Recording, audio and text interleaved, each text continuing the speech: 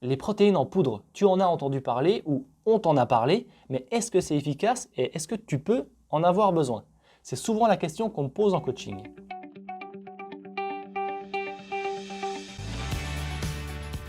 La réponse est très facile à donner. Il suffit de regarder si ton apport journalier, quotidien, est suffisant ou pas.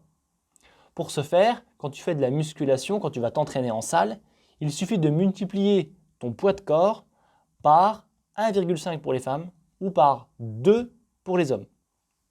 Si tu es une femme et que tu pèses 60 kg, il faudra que tu aies un apport de protéines de 90 grammes par jour.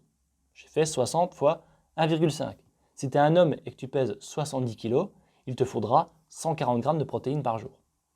Quand tu sais ça, il faut se demander dans l'alimentation où est-ce qu'elle se trouve. Quand tu as un steak qui fait 100 grammes ou un morceau de poulet qui fait 100 grammes, est-ce que tu t'es déjà demandé s'il y avait 100 grammes de protéines dedans?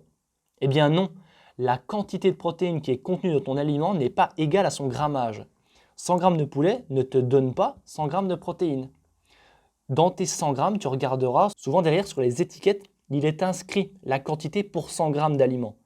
Et pour un poulet ou pour un steak, ça va osciller entre 18 et 25 grammes pour 100 grammes. Si en tant que femme, tu dois avoir 90 grammes de protéines par jour et que tu manges un steak haché le midi et 100 grammes de poisson le soir, à 25 grammes chacun, ça te fait seulement 50 grammes de protéines. Il t'en manque la moitié.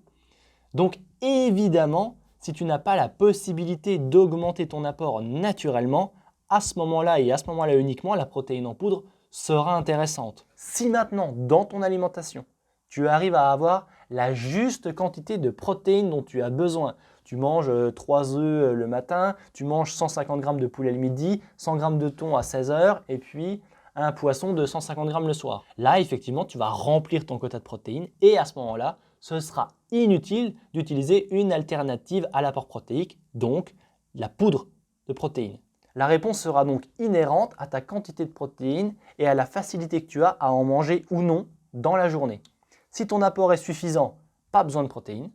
Si ton apport est insuffisant, mange-en un peu plus naturellement si tu le peux. Si au contraire tu es court en termes de temps ou si tu ne te vois pas manger davantage, à ce moment-là, ce sera intéressant d'avoir un apport en protéines liquide, donc sous forme de poudre. Si cette vidéo t'a plu, tu peux t'abonner à la chaîne, bien évidemment partager la vidéo. Si tu as des questions, je me ferai un plaisir d'y répondre en commentaire et on se voit la semaine prochaine.